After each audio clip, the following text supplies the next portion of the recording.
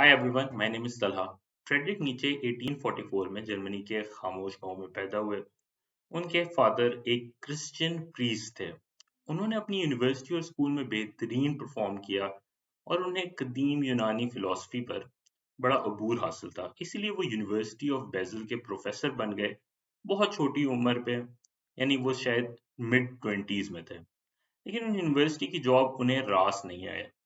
वो अपने आसपास के प्रोफेसरों से तंग थे। उन्होंने अपनी जॉब छोड़ी और स्विट्जरलैंड में शिफ्ट हो गए।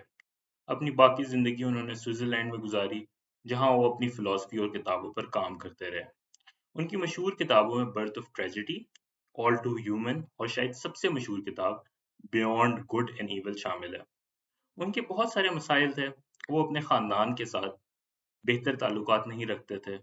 उनकी किताबें नहीं बिकती थी, मगर उनके जाने के बाद ना सिर्फ उनकी किताबें बिकीं, मगर उन्हें 19 सेंचुरी का और शायद अब तक का सबसे मशहूर राइटर कंसिडर किया जाता है। जब वो 44 साल के थे और एक स्ट्रीट में एक गली में फिर रहे थे, वहां उन्होंने एक मालिक को अपने जानवर पर तशद्दुद करते देखा। वो इस सदमे को बर्दाश्त न कर सके।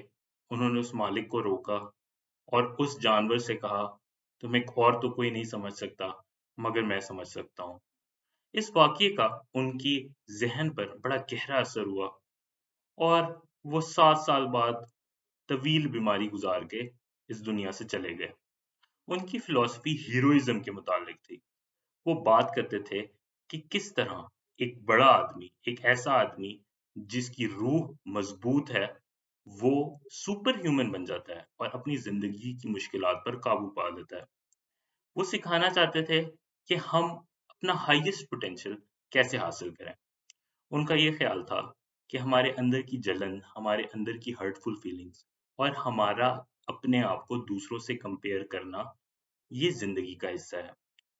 उस वक़्त की जो क्रिश्चियन वैल्यूज़ थीं, वो ये सिखाती थीं कि हमें अपनी इन फीलिंग्स पर शर्मिंदा होना चाहिए, इन फीलिंग्स को दबाना चाहिए और इग्नोर करना चाहिए। और ये फीलिंग्स गलत हैं, मगर नीचे का ये ख्याल है कि ये फीलिंग्स हमारी ज़िंदगी का हिस्सा हैं और ये हमें ये सिखाती हैं, ये feelings of jealous, envy and hatred towards others, कि हम अपनी ज़िंदगी में क्या बन सकते हैं और हमें इन फीलिंग्स को जब महसूस करें, तो अपने आप से ये सवाल करना चाहिए कि हम ये क्यों कर रहे हैं? और इसका जवाब ये है कि हमें उस शख्स की तरह जिससे हम जेलसी या एनवी महसूस कर रहे हैं, हम उसकी तरह बनना चाहते हैं और हमें इसको as a potential, as a example use करना चाहिए। ये हमारी अंदर की रूह हमें जवाब दे रही है कि हमें इस शख्स की तरह बनना है और हमें उस शख्स की तरह जो कि हमसे यकीनन बेहतर परफ़ॉर्म कर रहा है बहुत सारे दुनिया के मामलात में, हमें स्ट्राइव करना चाहिए कि हम भी बेहतर हो जाएँ और अपनी स्किल्स को और अपने आप को एज़ अ पर्सन बेहतर करें और निखारें। नीचे को ये भी गलतफ़हमी नहीं थी कि हम जो चाहते हैं, वो हमें दुनिया में मिल भी जाएगा। लेकिन वो ये कहते थे कि जब तक हम अपने ख्वाहिशात और जो हमारा ज़िंदगी का मकसद है, जो हम करना चाहते हैं, हम वो करने की पूरी कोशिश नहीं करेंगे, तब तक हम अपने फेलियर का ज़िक्र नहीं कर सकते।